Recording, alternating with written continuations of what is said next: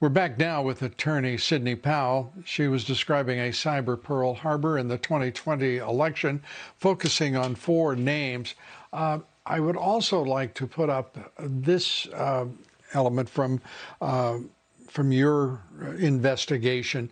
If we could have that full screen up so that we could all go through that with the audience, because it's important as we look at these four names.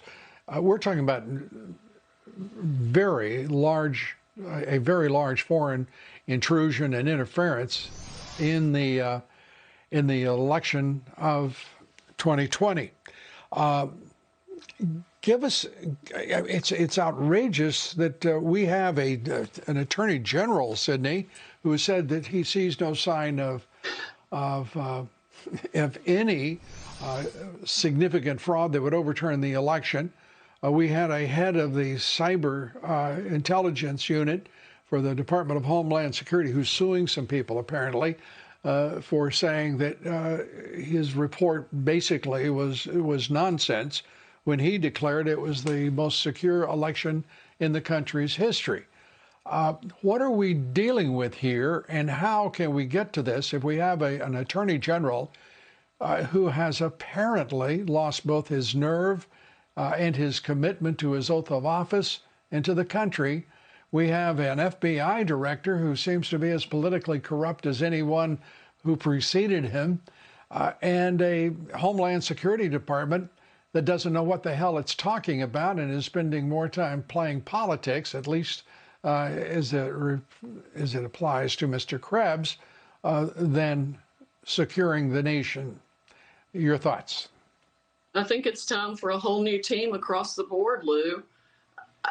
There's no explanation for the way the FBI has treated witnesses, good American citizens who've been brave enough to come forward with direct evidence of things like thousands of ballots moving from one state to another in the middle of the night to do what is called backfilling into the machines so that they can perpetrate their fraud, because President Trump won so many votes, he blew up their algorithm. The American people blew up the algorithm they created before the election to shave votes from Biden and give them to Trump.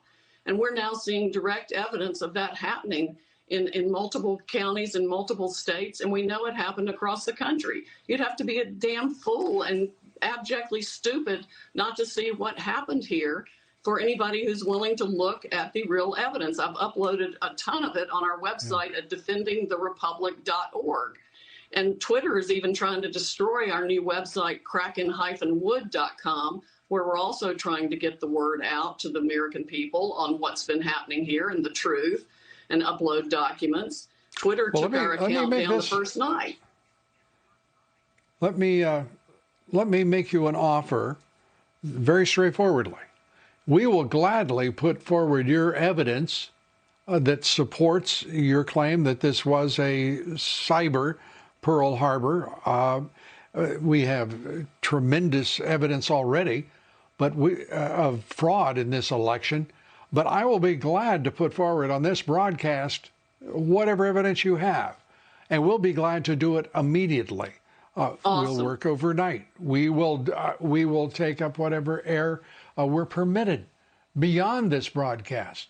But we have to get to the bottom of this, and the question now is not about the integrity or the energy of those responsible for securing the national interest, for defending this country. It's how in the hell do we defend this country and secure the interest of this company without them?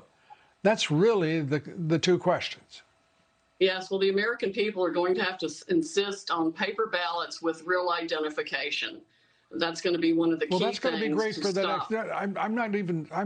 Sidney, I've got to tell you, I'm not even going to contemplate the next election. I'm not even contemplating the January 5th election in Georgia.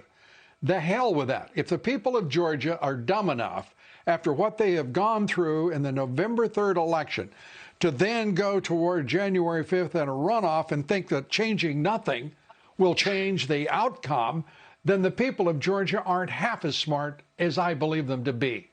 And I believe the patriots in Georgia should stop this nonsense now It is not something that to be decided about over who do you favor, which party, which candidate. This is now about faith in the electoral system in one specific state that may control the destiny of this country. And by God, it's too important for anyone. And I don't care what party you're in. I don't care whether you're an independent. This is too important to act as if nothing happened on November 3rd and to pretend that there will be a different outcome on January 5th. It's idiotic. The ridiculous leadership, completely. And I mean the governor and the Secretary of State, have got to find, if not the integrity, the primal fear of the voters in Georgia to stop what's going on and stop it now. I agree with you completely, Lou. This is the future of the republic, whether we continue to exist as the Republic of the United States of America. And every patriotic American needs to stand up right now and make their voices heard that we will not tolerate this. The chips need to fall wherever they fall.